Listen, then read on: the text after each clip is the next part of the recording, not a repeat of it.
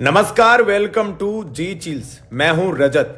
पाकिस्तान और अफगानिस्तान के बीच दशकों से चले आ रहे तनाव ने अब खतरनाक मोड़ ले लिया है। अब एक बार फिर से पाकिस्तान का नक्शा टूट सकता है। तालिबान, जो कभी पाकिस्तान के लिए एक स्ट्रेटेजिक एसेट था, अब उसके लिए सबसे बड़ा दुश्मन बन चुका है। तालिबान के दिमाग में इस वक्त सिर्फ और सिर्फ पाकिस्तान को तबाह करने का प्लान चल रहा है।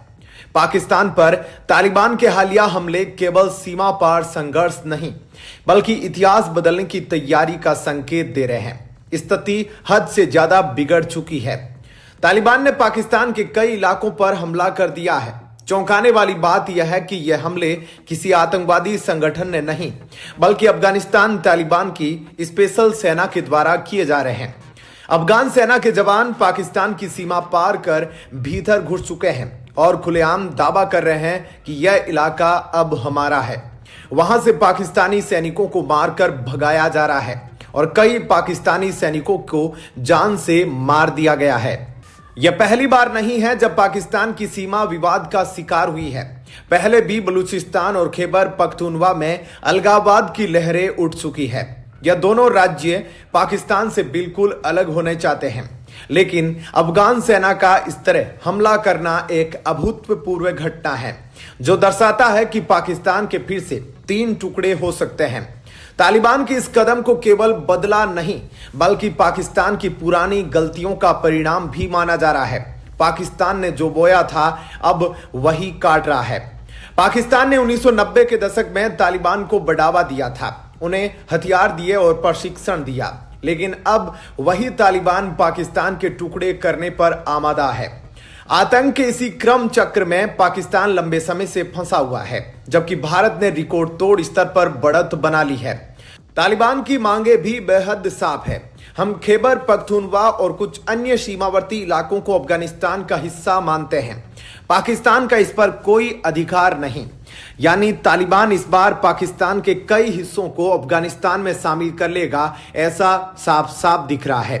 खैबर पख्तूनवा का यह इलाका रणनीतिक दृष्टि से बेहद महत्वपूर्ण है, क्योंकि यह चीन पाकिस्तान इकोनॉमिक कॉरिडोर शीपेक का केंद्र है। इस इलाके में चीन के कई इंजीनियरों पर हमले हो चुके हैं और तालिबान के समर्थक नहीं चाहते कि इस इलाके में चीन का कोई प्रोजेक्ट कामयाब हो सके। तालिबान का हमला पाकिस्तान की अंदरूनी राजनीति और सुरक्षा स्थिति को बेनकाब करता है। पाकिस्तान की सेना, जो खुद को अजेय मानती थी, आज अपनी सीमाओं की रक्षा करने में नाकाम साबित हो रही है। सबसे बड़ी बात यह है कि तालिबान केवल गोलियों और बमों से हमला नहीं कर रहा, बल्कि अपने प्रभाव का दायरा भी बढ़ा रहा है। अफगानिस्तान में तालिबान ने सत्ता संभालने के बाद से खुद को एक संगठित सेना में बदल लिया है।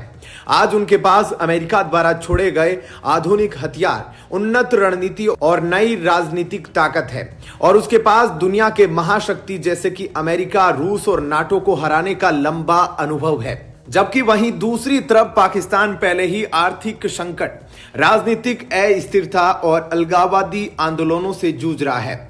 पाकिस्तान के सैनिकों की तोंद बाहर आ चुकी है। तालिबान के हमलों ने उसे और कमजोर कर दिया है। विशेषज्ञ मानते हैं कि अगर पाकिस्तान तालिबान को रोकने में असफल रहा, तो उसके नक्शे में बड़े बदलाव हो सकते हैं। खैबर पख्तूनवा और बलूचिस्तान के क्षेत्रों पर तालिबान का दावा पाकिस्तान को छोटे टुकड़ों में बांट सकता है। इसके बाद भारत को पीओके लेना भी बेहद आसान हो जाएगा और चीन को अपने सारे प्रोजेक्ट पाकिस्तान के अंदर बंद करने पड़ जाएंगे। यह हमला केवल पाकिस्तान और तालिबान का मामला नहीं, इसके पीछे वैश्विक राजनीति की जटिलताएं छिपी है। एक और दिलचस्प बात यह भी है कि अफगानिस्तान को रूस और चीन का समर्थन प्राप्त है, जबकि पाकिस्तान अमेरिका और सऊदी अरब के करीब है। और साथ ही बताया जा रहा है कि डोनाल्ड ट्रंप के आने के बाद इमरान खान को जेल से बाहर निकालकर फिर से प्रधानमंत्री बनाया जाएगा। यानी तालिबान पाकिस्तान का यह संघर्ष आने वाले समय में एशिया के नक्शे को पूरी तरह बदल सकता है।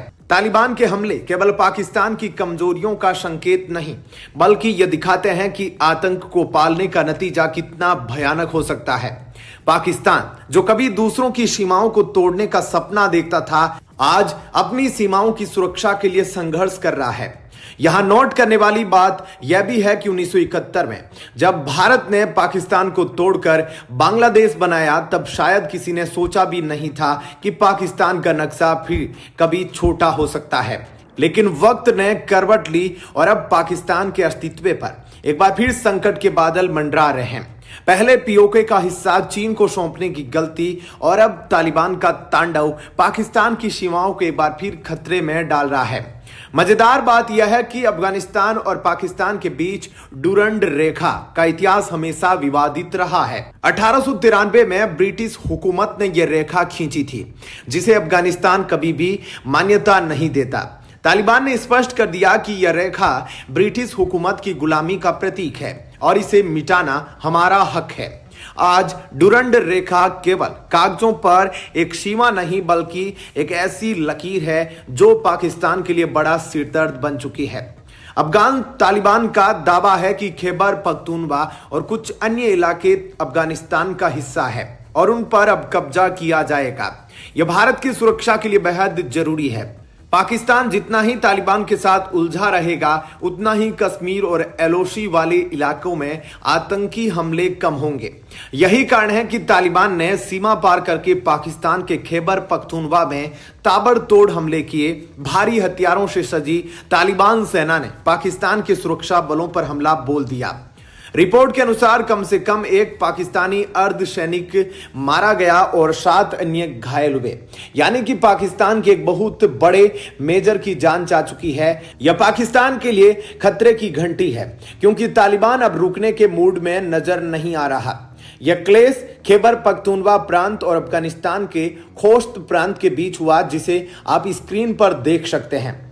पाकिस्तान पर भीषण अटैक करने से पहले तालिबान सरकार ने आरोप लगाया कि पाकिस्तान ने हाल ही में सीमा के पास हवाई हमले किए, जिसमें 46 लोग, जिनमें ज्यादातर महिलाएं और बच्चे थे, मारे गए।